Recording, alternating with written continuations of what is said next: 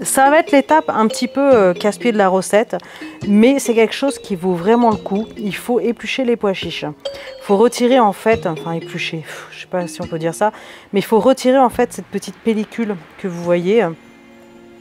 Parce que quand il y en a beaucoup, ça devient indigeste, hein, d'avoir ça dans l'estomac, franchement c'est pas ouf.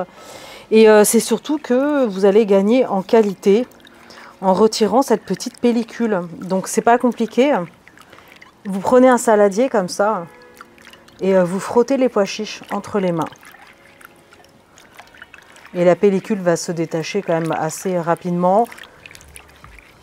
Alors s'il vous en reste un petit peu, c'est pas bien grave, mais voilà.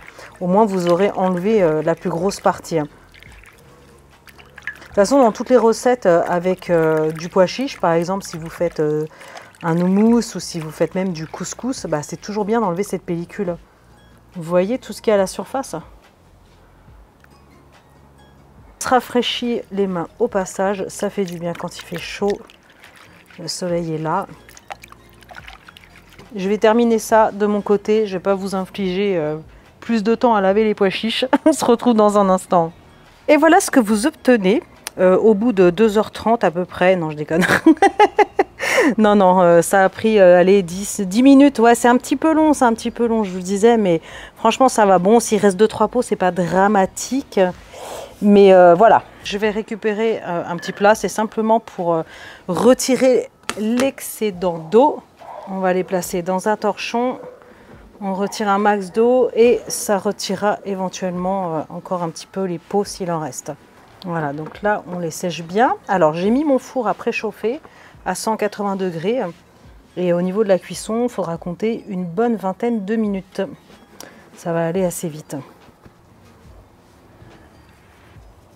Pour l'assaisonnement, vous pouvez faire comme vous voulez. Moi, je vais partir sur de la coriandre verte, parce que j'aime beaucoup ça. Ça ajoute une petite touche fraîcheur. Les quantités, elles sont totalement au pif. Vous mettez ce que vous voulez. Paprika. On est bon, j'en mets littéralement partout. Ensuite, je vais ajouter de l'origan. Je vais ajouter de l'ail séché. Enfin, de l'ail déshydraté. On peut partir sur des saveurs totalement indiennes ou pas. Hein. Enfin, encore une fois, c'est comme vous voulez. Là, j'ajoute du curcuma. On pourrait remplacer par du curry. Moi, j'ai envie que ce soit un peu relevé. Donc, je vais ajouter du piment d'Espelette. Allez, on mélange. Et en fait, c'est tout. Hein. Il n'y a pas besoin de plus. Voilà, je vais ajouter du sel et du poivre hein, quand même. Donc, une pointe de sel, du poivre. Et je remélange. Et comme je vous disais, ça partira au four à 180 degrés. Et il faudra compter quand même 20 minutes. On s'équipe alors soit d'une plaque à pâtisserie ou un petit plat à gratin, voilà, avec un fond quand même assez plat. En fait, il faut que ce soit vraiment sur une seule couche. On étale bien. Et bien voilà. Impeccable. Allez, ça part au four, à tout de suite. Et voilà. Ça y est, regardez, c'est prêt. Ça sent trop bon. Donc là, ce que je vous conseille, c'est de les laisser sécher encore un petit peu à l'air libre. Vous les laissez tranquillement une dizaine de minutes. Et après, il n'y aura plus que servir en apéro. Je vous montre tout ça tout de suite.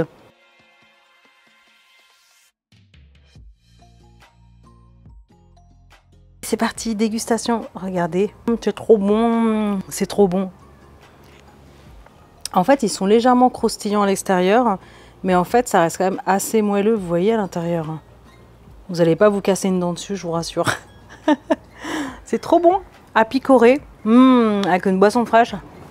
Juste salé comme il faut, c'est magnifique. Oh là là. Foncez pour l'apéro, ça change des cacahuètes. Pour cet été, ça va être superbe. En attendant, partagez cette recette sur les réseaux sociaux. Likez bien sûr, abonnez-vous à ma chaîne. Et moi, je vous retrouve très bientôt pour des recettes super méga gourmandes. Ciao!